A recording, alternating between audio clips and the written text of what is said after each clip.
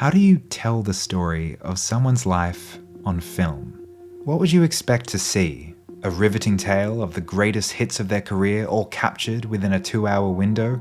Maybe a stunning recreation of the legendary event that made them an icon? There are a lot of elements that go into telling a person's story on film, but ultimately, I think, people don't know what they want until you show it to them. Of the small group of people who have changed the world in a truly significant way over the last 40 years, in my mind, no one singular person has had as profound an impact in recent history as Apple co-founder Steve Jobs. If you examine how society has evolved, it's hard to look past the incredible impact this one man has had on the world. He not only revolutionized the business of personal computers, but several other massive industries as well. Film with Pixar, music with the iPod and iTunes, even retail stores. But I think the real tectonic shift that is still being felt today happened when he announced the iPhone in 2007. 4 years before his death. I myself have always been fascinated by Steve Jobs, not only for the reasons that I just listed, but because he seemed like someone who was, yes, a creative genius and titan of industry, but also a fascinating and cool guy, even in the way he wore virtually the same thing every day. What do you think, late 70s Steve Jobs or 2000s Steve Jobs? I mean, it's gotta be this one, right? He was a countercultural icon, someone who spent his youth listening to Bob Dylan and the Beatles. In fact, Jobs would go on to see the Beatles as the foundation of his business model. My model of business is the Beatles. You know, they were 4 very talented guys who kept each other's kind of negative tendencies in check. Which has got to make me one of the only YouTubers making videos about both Apple Corps and Apple Inc. His story of going from temperamental hippie to visionary genius is one I've always admired. Yes, he was famously known to be somewhat of a difficult person to get along with if your work didn't meet his needs. But in a world where seemingly all CEOs and businesses seem to be driven purely by profit, oh man, it didn't go through. Steve Jobs seemed, in my own wide-eyed opinion, to be someone genuinely motivated by an unflinching desire to create products that push the limits of human efficiency and greatness, whilst simultaneously making them beautiful to look at and easy to use. The quality of the products, the care and attention right down to the last detail that's at the heart of every level of the user experience. Apple, at the core, its core value is that we believe that people with passion can change the world for the better. That's what we believe. People saw themselves in the company's ethos, from the team of misfits he assembled to the rebellious marketing. It was all about disrupting the status quo. From my first Apple product, a 2005 second gen iPod mini, I freaking love this thing. 6 gigabytes. To today, where I wrote this video essay on my MacBook Pro and edited it on my iMac. I mean, yeah, I'm what you'd call a total shill for Apple. I actually worked in their retail stores for 7 years, only quitting recently to do YouTube full time. And did I mention that I have a Patreon if you want to support me? Working for Apple was certainly interesting, but that's for another video. I've also read this massive thing, the official biography of Steve Jobs by Walter Isaacson, and also the more Apple-approved biography, Becoming Steve Jobs. So in the mid-2010s, news of not only 1, but 2 Steve Jobs biopics really caught my attention. He seemed like the ideal candidate to make a biographical picture about. A genuinely captivating person whose life literally played out like the hero's journey, aka the foundation of modern narrative. A man from obscurity desires something great and sets out on an adventure to achieve it, adapting to a new and unfamiliar world, getting what he wants but paying a heavy price, returning to obscurity before making his great return. It's really got a Shakespearean quality to it, so it's no wonder why studios were scrambling to the rights for a film before Steve Jobs even died. Before I get to those 2 films, I should also mention that Steve Jobs' life has actually been depicted in a film before, in the 1999 TV movie Pirates of Silicon Valley, starring Noah Wyle as Steve Jobs. The film is more about the rivalry between Jobs and Bill Gates and how the 2 young men kickstarted the personal computer revolution. Despite only being a TV movie, I actually think this is a pretty good showing. It goes into more detail about the early years of the 2 upstart companies, Apple and Microsoft, and the whole cast is pretty excellent, including the Breakfast Club's Anthony Michael Hall as Bill Gates. I know IBM is the enemy, Steve, but we can help you. You don't have to worry about IBM. Co-founder of Apple, Steve Wozniak, praised the film for its accuracy, and many others from the time remarked on Noah Wyle's uncanny portrayal of Steve Jobs. Jobs himself hated the film, but enjoyed Wyle's performance, so much so that he invited Wyle up on stage at the 1999 Macworld convention to play a prank on the audience, where Wyle gave the opening keynote address. We've got some great new products. Some really great new product. before the real Steve Jobs came out on stage to take over. Ladies and gentlemen, Noah Wiley. Oh, there's also 2015's Jobs vs. Gates from the National Geographic Channel. This is less a biopic and more a documentary series using historical reenactments interspersed with interviews and facts. The reenactments are kind of cheesy and fun, and it's honestly laughable how incorrect they get the costumes for the period. I mean, look at these 2010s era New Balance sneakers in what is meant to be the 80s, but I digress. The main focus today will be on 2013's Jobs, starring Ashton Kutcher in the titular role, and 2015's Steve Jobs, starring Michael Fassbender. I'm going to emphasize the Fassbender version in this video because not only do I think it's an outstanding film, it's also one of the most captivating and innovative adaptations of someone's life I've ever seen. I think it comes close to stacking up against the spiritual cousin of this film, 2010's The Social Network, but tragically, perhaps because people were burned out on Steve Jobs related movies at this point, barely anyone saw it when it was released in theaters. And by the way, the movie has been out for 3 months, but if you go now, you'll still be among the first to see it. Because although on the surface these two films are about the same person, they couldn't be more different in the effectiveness of their outcomes. By the way, from here on out the two films will be referred to as either the Kutcher or the Fassbender version, just to make things less confusing. Let's begin with the foundations as we examine the structure of each film. The Kutcher version is about as stock standard as biopics get. Whilst not being a literal cradle-to-grave recount of his life, it is the movie equivalent of scrolling through the Wikipedia page for Steve Jobs. Beginning with him revealing the iPod to raucous applause. The iPod.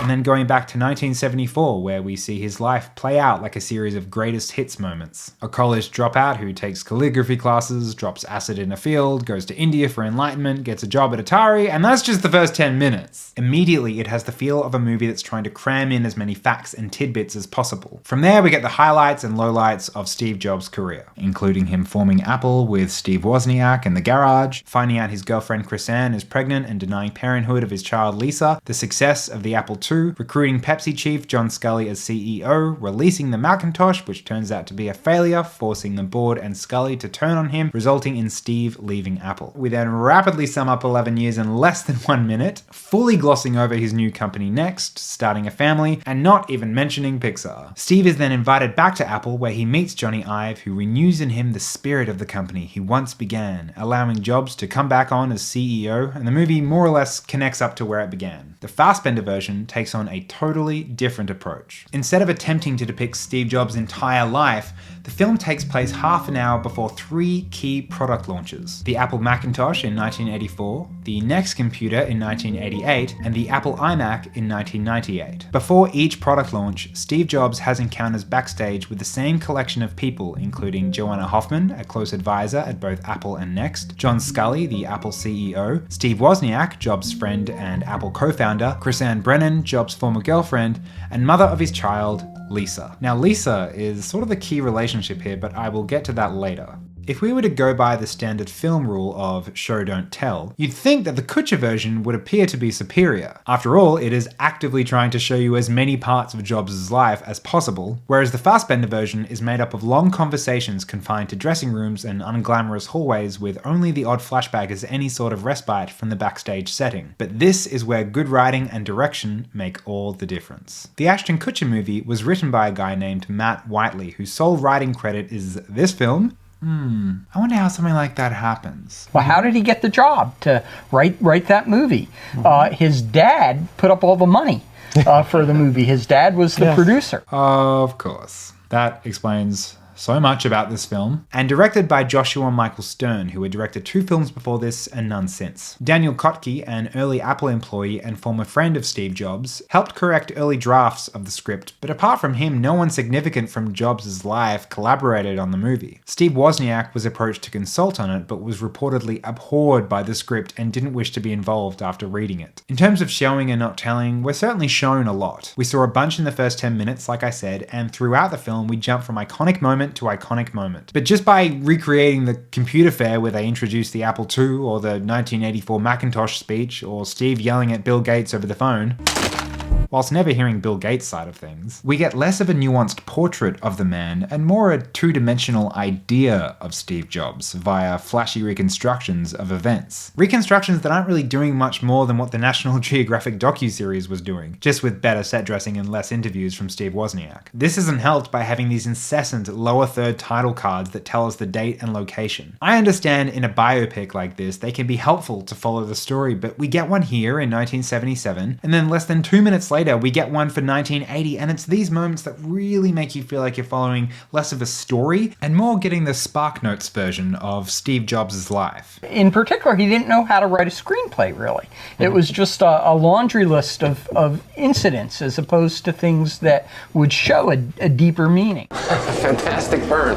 On the other hand, the Michael Fassbender version has an absolute powerhouse writer-director collaboration in the form of Aaron Sorkin and Danny Boyle. Aaron Sorkin, known for his fast-paced and witty dialogue that is so rhythmic it almost sounds musical, was a fantastic choice to write this screenplay. Sorkin has said that he always loved the sound of smart people arguing with each other, and I wanted to imitate that sound. And I can't think of a smarter man who argued more than Steve Jobs did. Originally, the film was going to be the second collaboration between Aaron Sorkin and director David Fincher, who previously worked together on my favorite film, The Social Network. Given the subject matter, it would have made sense for the two to collaborate again, but Fincher dropped out due to contractual complications with Sony. Originally, I was disappointed by this, but once I heard it was Danny Boyle directing, I had a renewed excitement for this film. Despite trashing one of his movies in a previous video, and I stand by everything I said about Yesterday, Danny Boyle is an extremely compelling director of some truly excellent films, including Trainspotting and 127 Hours. The latter is one of my favorites, in part because of how dynamic Boyle managed to make a film where for 90% of it, the main character doesn't even move. So getting Boyle to direct a film where characters spend all their times in the back rooms of auditoriums, I think was an excellent choice. And pairing that visual dynamism with the rapid-fire dialogue of Sorkin's screenplay makes for an incredibly engaging drama. The show don't tell rule still applies for this film, but instead of it feeling like you're listening to a bunch of empty platitudes like you get in the Kutcher version, the audience is granted a literal peek behind the curtain where we gain an intimate look into these people's lives and their relationship to Steve Jobs. We don't zip through years without ever getting to know anyone. Instead, we spend more time with each person as they show us not only who they are and what they need from Steve, but also what he needs from them. In between acts, we get helpful interstitials, which are these assortments of news clips and voiceovers that fill us in on what's been going on in the intervening years. Apple is continuing to lose market share with no new innovations in the pipeline except the Newton, pet project of CEO. They're only about 90 seconds long and provide just the right amount of information we need to catch us up. Steve Jobs is returning to Apple. We do also get flashbacks to previous times in history, like Jobs and Woz tinkering in Jobs' garage, or Scully taking Jobs off the Macintosh team. But these flashbacks aren't just lazily added in for context. They're spliced in bit by bit while the same two people dig up the old wounds in the present setting, revealing more about the relationship and permitting more nuanced arguments, ones the audience are meant to chew on ourselves, with no one person being necessarily right or wrong. The Wozniak and Jobs argument relates to how many slots the Apple II computer should have, with Jobs arguing for 2 for simplicity. What are you talking about? Why would you only want 2 slots? A printer and a modem. And Woz arguing for several more for hobbyist intervention. Serious users want to customize. They want to modify. They want to jack it up. Keyboards for music, better soundboard, better display boards, improved memory cards. This argument is in many ways indicative of Apple's identity. Did they want their computers to be jacked up and built upon by tech heads? Or should they be, as Steve Jobs describes them, works of art? When Dylan wrote Shelter from the Storm, he didn't ask people to contribute to the lyrics. Computers aren't paintings. Fuck you. Yes, they are, and what I want is a closed system. End-to-end control. A completely closed-ended system with exclusive software and hardware you can't even open with regular tools. Just take a screwdriver. You didn't want users to be able to open it. You need special tools. Even today, when you buy an Apple product, it's beautifully designed and immaculately built. But you can't upgrade the hard drive when you run out of storage. You can't increase the RAM when it starts to run out of memory, but you'll still want it. Because back in 1976, Steve Jobs knew that computers should be made with the same care and attention as a priceless work of art. And the right computer, a friendly, easy computer that isn't an eyesore but rather sits on your desk with the beauty of a tensor lamp. The right computer will be a bicycle for the mind. Attention to detail and aesthetic beauty was everything to Steve Jobs. Qualities that are also reflected in the film Steve Jobs, bringing me to part 2. One of my favourite things about this film is how it distinguishes its own 3-act structure by implementing 3 different film formats for each time period: 16mm for 1984, 35mm for 1988, and digital for 1998. Cinematographer Alvin Kukla wanted the photography to visually take us to the age of the digital aesthetic, whilst making sure that each period matched Steve Jobs' own development at the time. For example, the rough and ready grainy aesthetic of 16mm film reflected the raw energy of a young, rebellious Steve Jobs, and also his newest creation. The camera itself is also quite light, making it easier to create spontaneous movement to match Fassbender's energetic performance of a man who is basically always moving. They even use period-accurate lighting with tungsten light bulbs and greeny blue fluorescence, which help to create the first act's color palette. The second act is filmed in an opera house where there's an air of sophistication and beauty as Steve Jobs evolves from startup geek to ringmaster. The 35mm film stock enhances this aesthetic, creating a color palette of murky reds and silky blacks, complementing the perfect cube of the sleek Next computer, and according to Kukla, taking inspiration from The Godfather and David Lynch films. For the final act, shot with an Arri Alexa camera, the romantic warmth of the film grain is replaced with cool, glassy tones as the dawn of the digital age is upon us. There's a distinct palette of white, black, silver, and blue, taking direct inspiration from the iMac and Apple's new direction. Shiny metals and reflective glass guide us into the modern era of Steve Jobs, where he finally has total control of his environment. The entire film was also shot in and around the parts of San Francisco and Cupertino where these events took place, even shooting in the same location as the original Macintosh product launch. This was something that Danny Boyle fought for, despite the cost, because he wanted the film to inherit that special feeling you only get from shooting in the real locations. This triptych of visual style is supported by the equally compelling score, also split into 3 distinct sections. Composer Daniel Pemberton used analog synthesizers in the first act, the second act is orchestral and operatic, and the third is of course digital. The analog sounds of Act 1 were composed and recorded using synth equipment from no later than 1984, such as the Roland SH-1000 and the Yamaha CS-80, which Vangelis used for the Blade Runner soundtrack. They didn't have any memory, or they had very limited memory. You'd have to take photos on your iPhone of how you set up all the knobs. They couldn't play more than one note at once sometimes, and so they had their own limitations, and that forced how we wrote that score. This music is playful and optimistic, enhancing the bold vision of Steve Jobs and the Macintosh as the computer that would change the world for the better. The second act, taking place in an opera house, shifts the music from synths to symphonies. There's a moment in this act where Steve Jobs recalls conductor Seiji Ozawa's answer to the question of what a conductor does that a metronome can't, to which Ozawa replied, "The musicians play their instruments. I play the orchestra." And when a frustrated Steve Wozniak asks Steve Jobs what he actually does in all this, "You can't write code. You're not an engineer. You're not a designer. You can't put a hammer to a nail." If Jobs doesn't build, program, or design these computers, then what does he actually do? So how come 10 times in a day I read Steve Jobs as a genius? What do you do? I play the orchestra. This is what Steve Jobs is becoming, the conductor, the ringmaster. There's even a moment in this act where he claps and the orchestra music starts playing as if on cue. The house is now open. He's slowly taking control of everything around him. Daniel Pemberton took inspiration from Rossini and Verdi's operas and even wrote his own arias using Italian translation for words about computers and machines.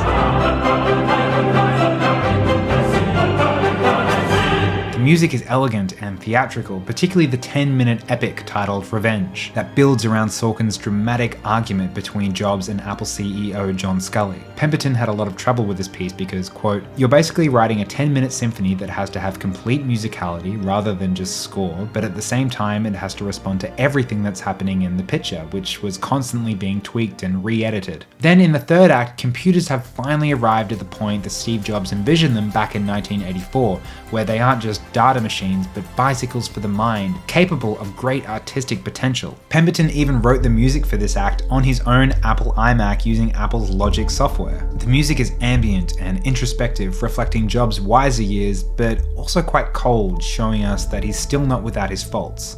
The third act is very sparse, but very, very elegant and beautiful. A bit like the guy's products, really, I suppose. I think that this is one of the most versatile film scores of the last decade. To me, it bears a resemblance to what Trent Reznor and Atticus Ross achieved with The Social Network, where the score weaves around the musical meter of Sorkin's dialogue instead of competing with it, and harmonizes beautifully with the bold visual style. It's music that responds to the action, to each and every dramatic nuance, and enhances the emotional drive of each scene instead of just manipulating you to feel a certain way, which is more or less my main issue with the score in the Ashton Kutcher Jobs movie. I say movie because that's what it feels more like, whereas the other feels like a film. The movie is like, it feels like a movie.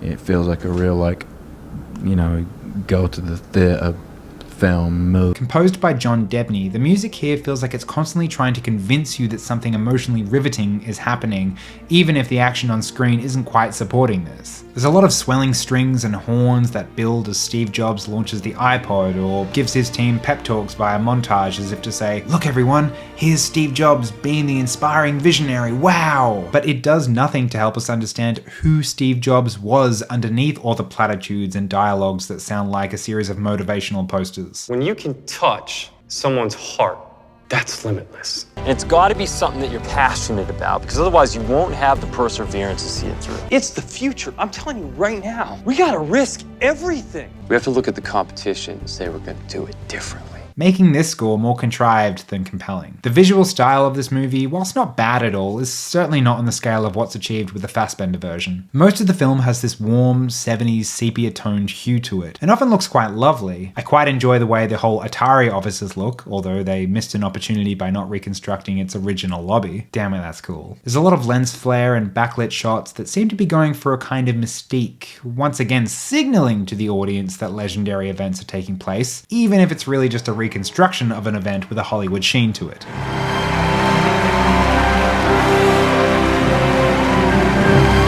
Despite one of these films having a clear visual identity and unique structure, many people look past these elements and focus purely on one thing: the accuracy of the story being told.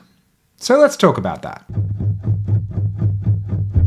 Aaron Sorkin adapted his Steve Jobs screenplay from the authorized Steve Jobs biography by Walter Isaacson, and made sure everything said by every character was true. Not true in the sense that each character said each thing verbatim, but that any facts or claims were accurate. Now, you just cannot guarantee the facts 100% of the time, because people from that time will have different versions of what they believe is reality. But that's more on Isaacson's book than the film adaptation, which stuck to the facts given in the pages. In fact, according to Sorkin, the only thing that is fabricated about this film is that Steve Jobs never had the same 7 people confront him before each of these 3 product launches. It's like 5 minutes before every launch, everyone goes to a bar, gets drunk, and tells me what they really think. This is the difference between the film and the book that Sorkin adapted it from. The book is a piece of journalism, extrapolated into a compelling biography based on interviews, quotes, and retellings of people who were really there. The film, on the other hand, is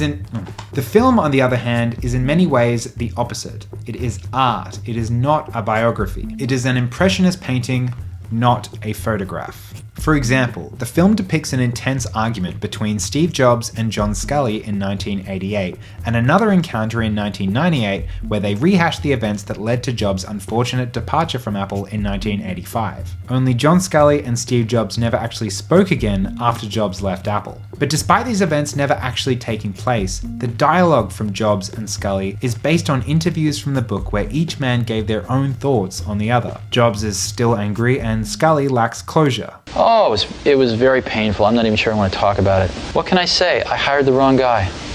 That was Scully? Yeah, he destroyed everything I'd spent 10 years working for. In hindsight, I wish the board had worked with Steve and me to figure out a way that we could have stayed together, because we were great friends and we were working brilliantly up until that point. And the film remains faithful to these thoughts and feelings of each person and turns it into a compelling drama. But it helped to meet him, because you could still see the loss of that friendship with Steve, because it ended very, very badly. And it was never resolved, they never reconciled.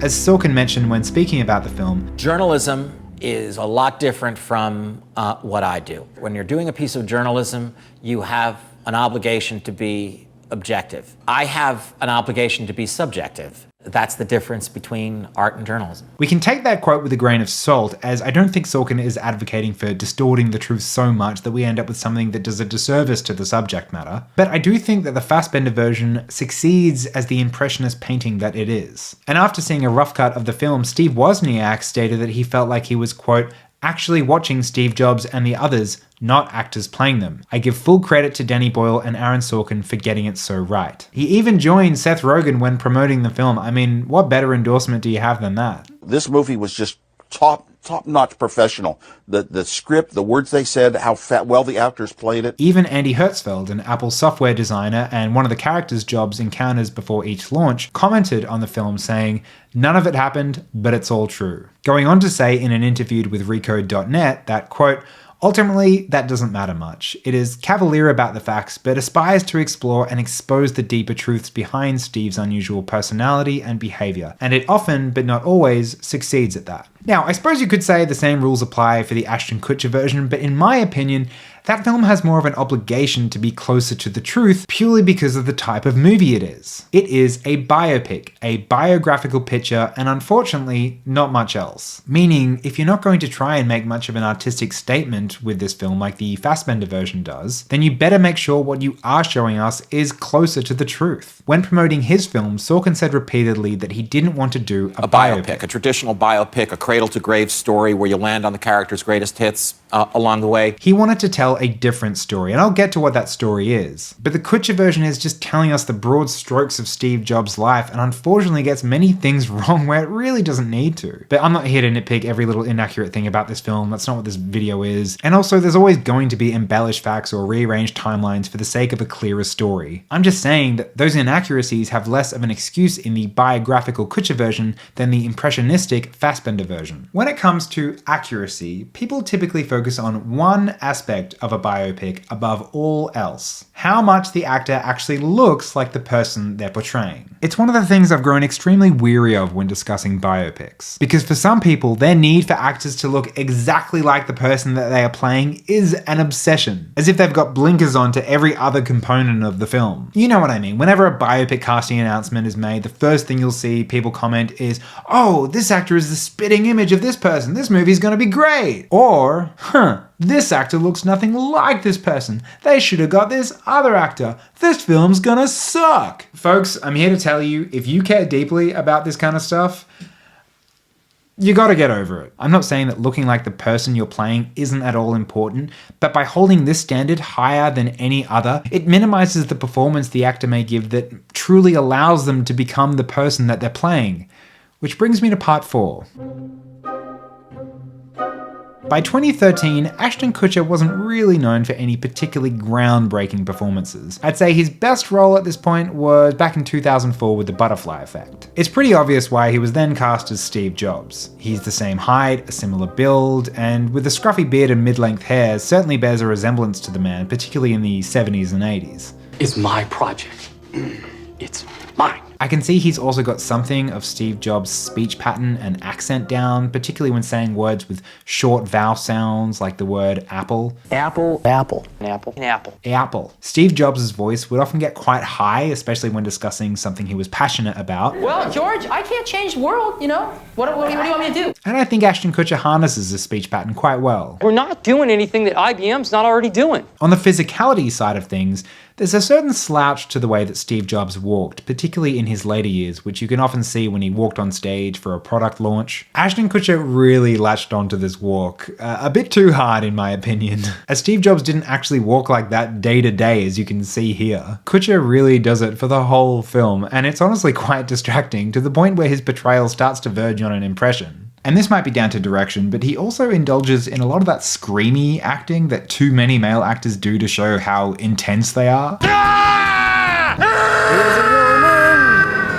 What the hell is the matter with people? Outside of Kutcher, there aren't really any performances that stand out to me. Josh Gad as Steve Wozniak is okay, but mostly feels like I'm watching Josh Gad in a wig. I'm so glad that you're excited about this thing we're doing here. Can I talk to you for a second? I will highlight Giles Matthey as design guru Jonathan Ive. He's got the voice down pat. That devotion to quality and ideals and heart, that's what keeps us here. And immediately brought me back to those product videos from the 2000s where Ive would wax poetic about technology and aluminium. Technology.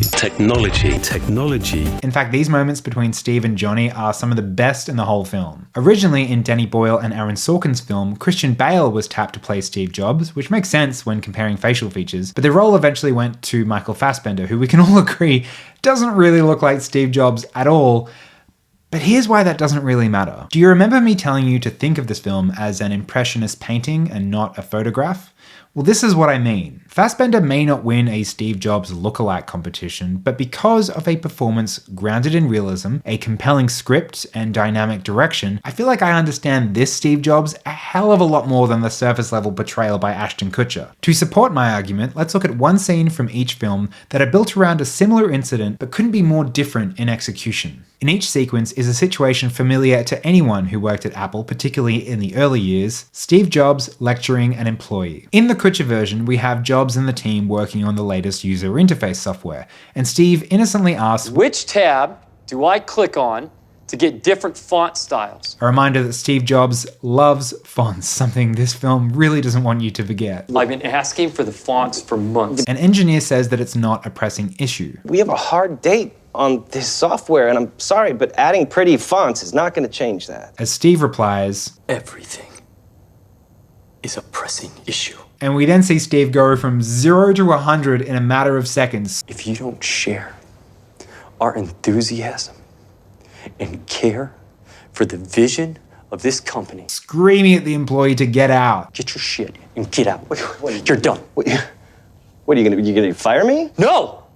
I already fired you! Why are you still here?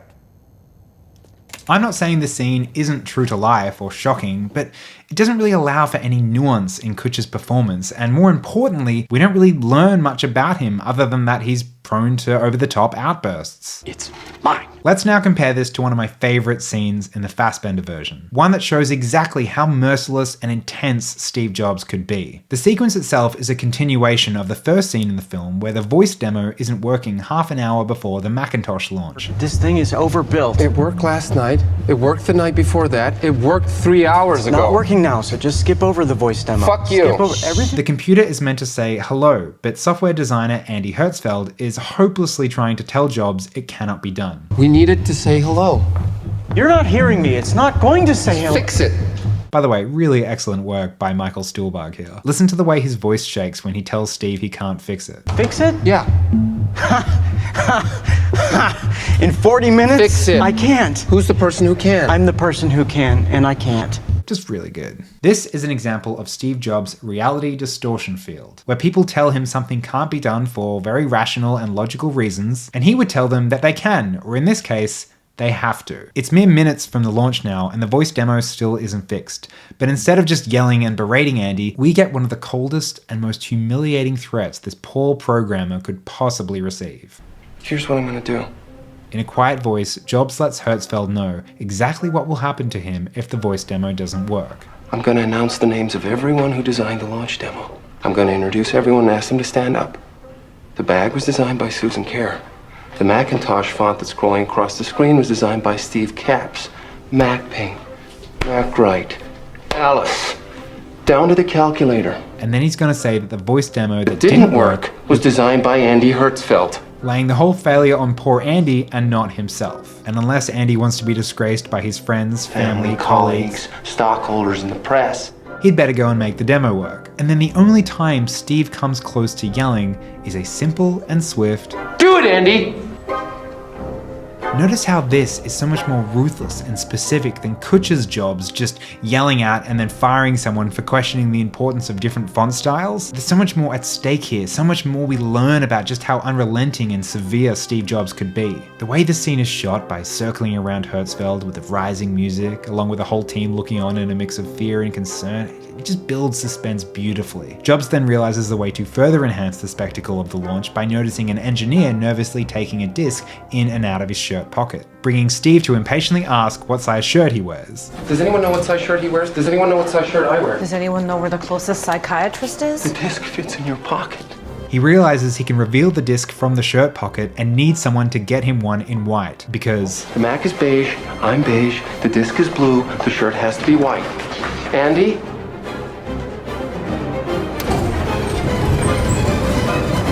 Kutcher's Jobs says before firing the employee that everything is a pressing issue. But Fassbender's Jobs shows you why. Why the Mac needs to say hello, why the shirt needs to be white. It's not enough to know that Steve Jobs was a passionate man prone to outbursts. It's that we now know what would bring such a man to act the way that he does to get what he wants. This is, again, aided by the fact that we are working with a much more robust script. But I'm not entirely sure Ashton Kutcher could pull off this kind of rapid dialogue if roles were reversed, but who's to say? Once you've seen the difference in these two performances, it's funny how things like mere appearance seem a lot less important. Fassbender's hair, for example, doesn't match Jobs' hairstyle from 84 or 88, but do you really think a dark brown wig would look natural on this guy? If you've watched my previous biopic-centered videos, you'll know how I feel about bad wigs. For me, they really take me out of a performance, and here, I think it's okay if the hair is different as long as his natural hair is styled in a way that's at least a nod to the period, which it is. Here's Danny Boyle explaining it better. I never wanted to make a film like that because I think you're always looking over your shoulder going, oh,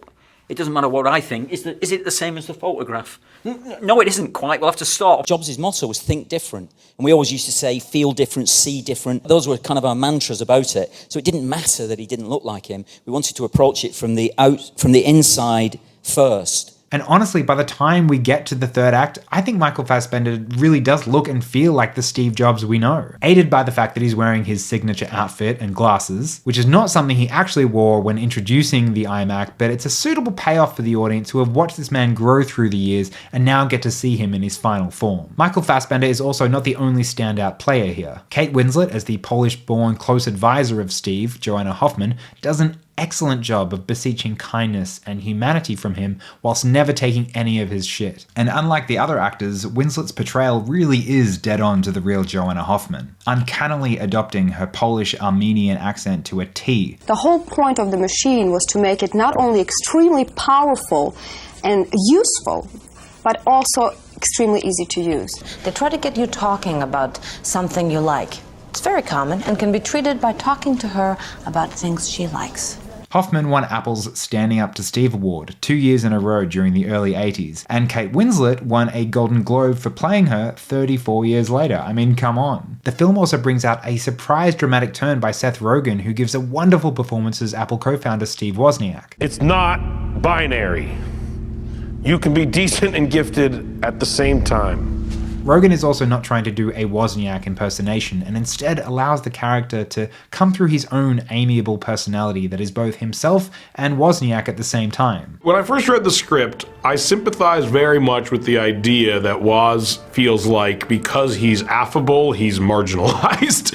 As a comedian, that's something that I 100% related to. Jeff Daniels, a veteran of Sorkin dialogue, gives a superb performance as the Apple CEO John Scully, where he and Fassbender feature in a previously mentioned scene that is probably the best encapsulation of what this film has to offer. A 10-minute argument set in two different time periods featuring Shakespearean-level dialogue performed by first-rate actors, scored by an original symphony that builds to a devastating 10-minute apex, captivating cinematography, and electrifying direction that makes you feel like you're watching the finale of a riveting action movie. You're issuing contradictory instructions, you're insubordinate, you make people miserable, our top engineers are fleeing to Sun, Dell, HP, Wall Street doesn't know who's driving the bus, we've lost hundreds of millions in value, and I'm the CEO of Apple, Steve. That's my resume. The film was shot in sequence, and between each time period, the actors were given copious rehearsal time, which really helped them to personalize the Hamlet-like dialogue. And watching the film, you can see how dedicated rehearsal time pays off in performance, time which is usually not given to actors, which just makes this film all the better for it. A performance that I feel goes overlooked, but is one of the best in the film,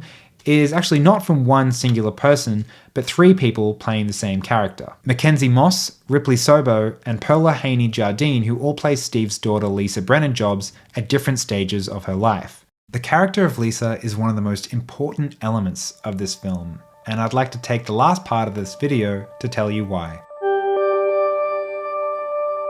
At the beginning of this video, I asked you all a question. How do you tell the story of someone's life on film? When you look at all that Steve Jobs achieved in his incredible 56 years, it's almost impossible to narrow down the parts to focus on to tell his story.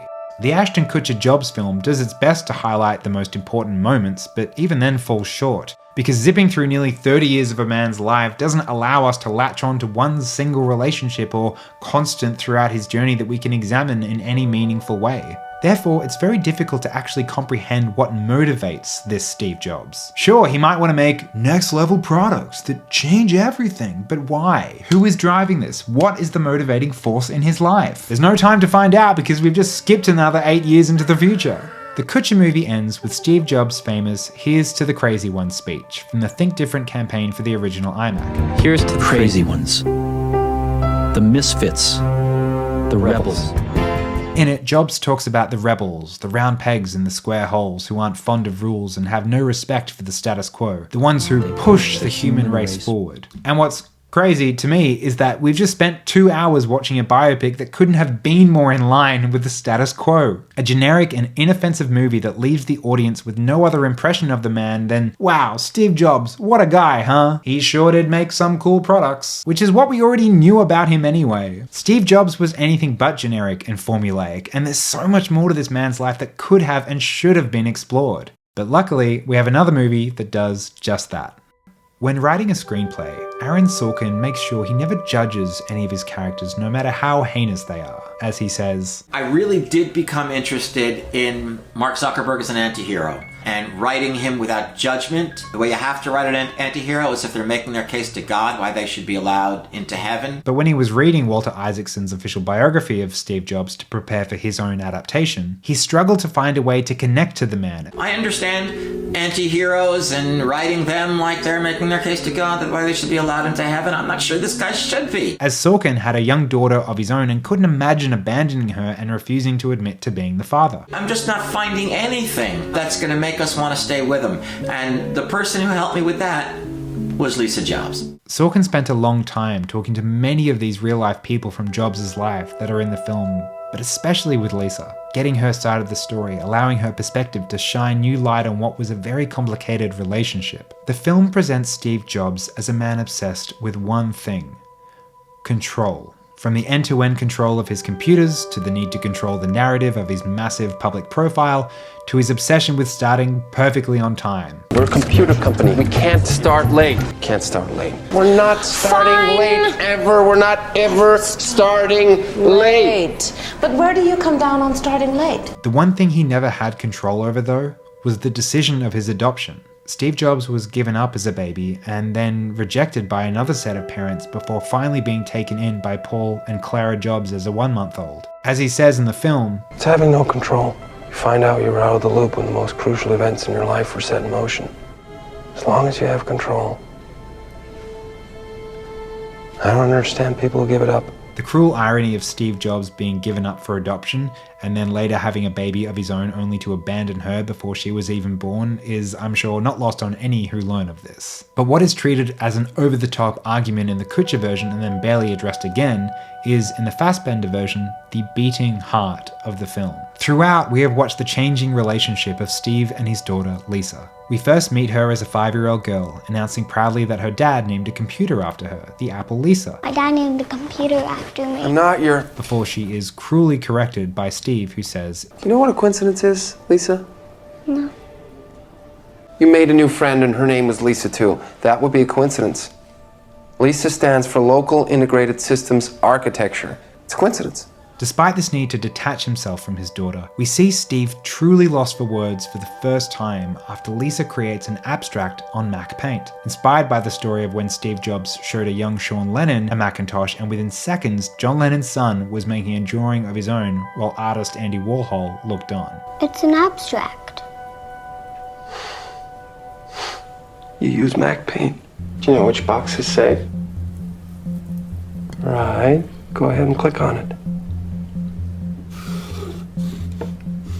The last words spoken at the end of Act 1 is Steve telling Scully, Lisa made a painting on the Mac. causing the audience to wonder which creation of Steve's he's more proud of, his actual real-life daughter or his latest computer. It also echoes the debate Steve and Woz had in the garage about whether computers are works of art. Computers aren't supposed to have human flaws. I'm not going to build this one with yours. By Act 2, Lisa is still living with her mother Chrisanne, but through the advice of Joanna, Steve takes more of an interest in Lisa's life, even asking her questions like what she's learning in school and what music she's listening to. There's also a desire from Lisa to want to live with her dad after we gather that her current home life with her mother is becoming problematic.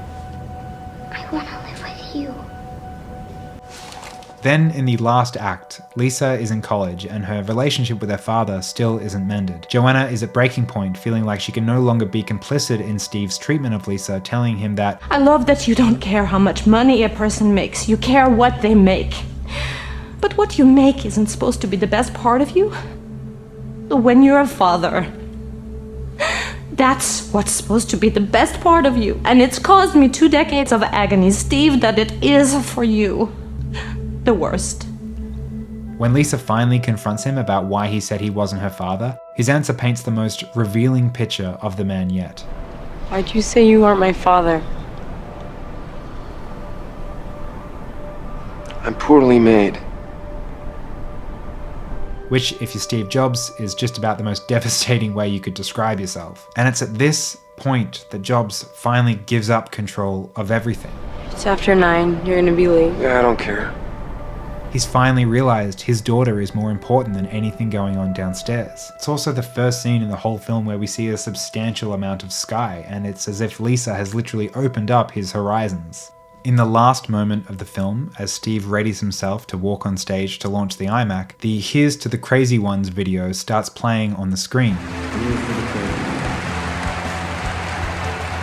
But unlike in the other movie where it's used to push the emotional drive of its ending, here the speech can only be heard underneath this film's emotional drive, an exchange between a father and his daughter. Remember that painting you did on the original Mac? I do. Steve hands Lisa a sheet of paper. She unfolds it and discovers she's holding a printout of the abstract she made on Mac Paint in 1984. Steve kept it with him for all these years, proving that computers and the things they create can actually be works of art, and that after all this time, Steve Jobs, the controlling, uncompromising man in the machine, is in fact human. Hey everyone, thanks for this video. I haven't done one on a biopic in a while. I'm really proud of this, so thank you if you got to this point. If you did enjoy this video and would like to support me, you can join my Patreon. The link is in the description. I would really appreciate it. If you are new to this channel, feel free to subscribe. I've got more biopic related videos in the works, as well as my Beatles and just regular music videos coming up as well. And let me know if you've seen either of these films and what you think. I would love to hear your opinion. But otherwise, have a lovely day and I'll see you next time.